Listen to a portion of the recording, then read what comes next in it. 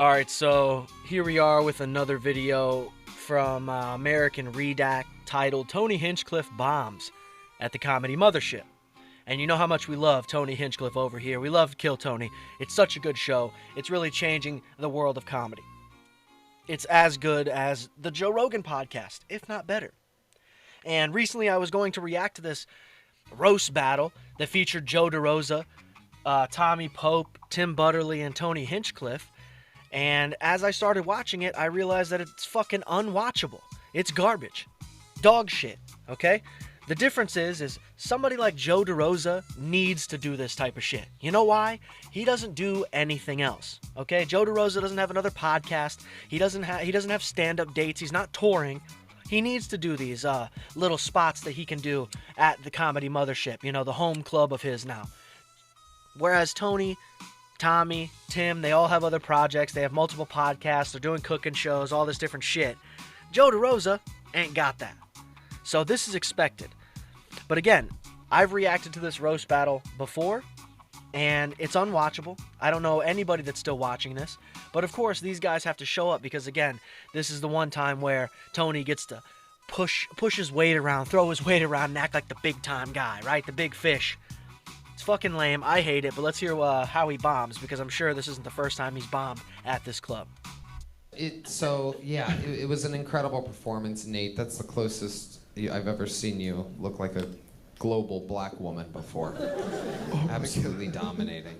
Remember the lady that was on just before this, everybody? It's a callback to... Oh, harder than it looks, Tony. Oh, yeah, I guess so. It's just funny because the fact that American Redact posts this is like, hey, man, do you know how many times he bombs on his own show? I feel like out of anybody that's on Kill Tony, Hinchcliffe himself bombs the most. He says shit where he has to literally say, he has to explain it. He has to explain why it's funny. He's like, I combine that word with that thing, and all right, you guys are just a lazy crowd. And it's like, but they laughed at everything in the guy before you. Okay, how did they laugh at everybody on the panel stuff besides you? That's just odd. So that crushed. It's a tight crowd. I'm surprised Matt Edgar's stand-up didn't bring you guys to a huge climax already. All right, still nothing. Perfect. Okay, they don't remember anything from earlier. All right, so a few days ago, Tony Hinchcliffe was sweating nervously while bombing at the world-famous Comedy Mothership, which seems to be the only place in the world where Tony Hinchcliffe is allowed to be the judge on what's funny or not. Like, I know that comedy's subjective and all, but Tony Hinchcliffe is objectively not funny. And he proves that on this episode of Roast Battle. Well, he proves it on this episode of Roast Battle. He proves that with his lack of comedy specials. He proves that with the special he did release. He proves that with the shit that he put on Twitter. You know what I mean? The guy's just, he's not funny. And all he is a bully. And he's a guy who put himself in a position, got himself in a position. After being in the position of being on his knees, he got himself into a new position of being able to judge comedians that are as talented as himself. Isn't that funny? Nearly every single time he opens his mouth to say a joke, he bombs so insanely hard that he actually has to start explaining the joke, which is the clearest sign that you're a hack. That's the first time your co-host over there has ever studied a page in his life. Oh. Her name's Paige. The fat white woman was named Paige. I like. He is an And did you hear how I said that already? I said, Tony explains his jokes on his own fucking podcast all the time. That in itself is a clear indication of being a fucking hack. American Redact just said it himself. And here's this guy bombing at his home club, being the Mothership, on his own show, being Kill Tony. So this roast battle shit, it never goes well. It doesn't matter who's on the panel, who's doing the roasting. It's fucking dog shit. There's no energy whatsoever. They don't care. Those people are there to drink. They're mad at the fact that you guys are even fucking talking. Okay? They probably didn't even know there was going to be a show. Brian Moses has been doing this for 12 years, and they get, what, 7,000 views on YouTube? Maybe. I mean, this right here with Hinchcliffe and DeRosa and these guys definitely got more views. But they're doing this shit as a fucking favor, man. Nobody's watching this anymore. We do not care. Because no comedian that's going and doing a roast battle and doing well at it is going on to do anything else.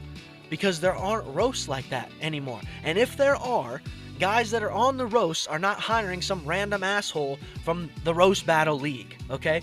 They're hiring Mike Lawrence, Zach Amico, okay? They're hiring real guys that have, you know, evidence and proof of being good at this for years and years. They're not going to the guy who just happened to win this show that nobody gives a fuck about. So what do you get out of this? There's not even real exposure from doing this. It is a waste of time. What is a guy gonna come on here and do well at roasting and then he's gonna open up for Tommy Pope? Get the fuck out of here. Educated black. Do you not see why that's all right? That in itself, I mean, roasting in itself doesn't work as a performance by yourself. How does one go on stage and roast and be funny? David Lucas can't do that, okay? Nobody can do that. Doesn't matter how good you think you are at roasting, that's not a performance. People barely like that shit. It's just glorified crowd work. And all you're doing is being mean to everybody who paid to see you. It's strange. Like I said, Brian Moses, 12 years of doing this. And still, not a person cares anymore. Nobody does. I can't believe that American Redact even watched this to react to it. Good. I heard that. The fact that these are the best things that he can come up with is actually insane, being that Tony's been attempting comedy for nearly 20 years now. I mean, I guess that is the whole reason he's in Austin, though. Because according to all the comics from New York... I have to say, that fucking picture of Tony, please be real. It looks so real that I have to believe that it is, but at the same time, I have never seen that. To uncover that is incredible. What an insane photo. In Los Angeles, all the comedians in Austin only moved there because they simply couldn't compete with the comics at the Comedy Cellar or the Laugh Factory. Also, let's not forget that only a couple weeks ago, Tony Hinchcliffe argued with Louis J. Gomez that the Austin comedy scene was better than anywhere else in the world, listing himself and Joe Rogan as some of the best comedians of this generation. Well, that's simply because most of these idiots think that somehow being rich and calling yourself a comedian makes you a good comedian. And that's not the case. Such as Andrew Schultz and Tim Dillon. Neither one of those guys got rich from doing stand-up comedy. Okay? They didn't even start selling tickets because they're good at stand-up comedy. Okay? People come to see Andrew Schultz and Tim Dillon because of their podcast. People come to see Joe Rogan because of his podcast, the way that they come to see Tony because of his podcast. It has nothing to fucking do with their stand-up comedy skills. None whatsoever. Nothing. Zero. And this isn't uncommon. Many of these guys have done that. But the guys that are actually good at this live shit are the guys that weren't lying to everybody initially.